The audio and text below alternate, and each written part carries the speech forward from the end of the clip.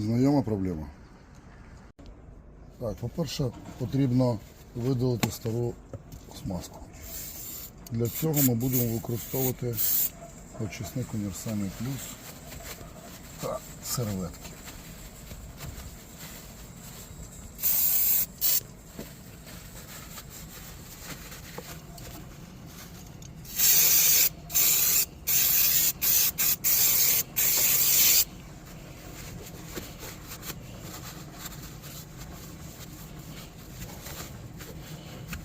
Дуже швидко та ефективно. Далі наносимо мастило ХСВ 100. Перед використанням обов'язково струсіть його.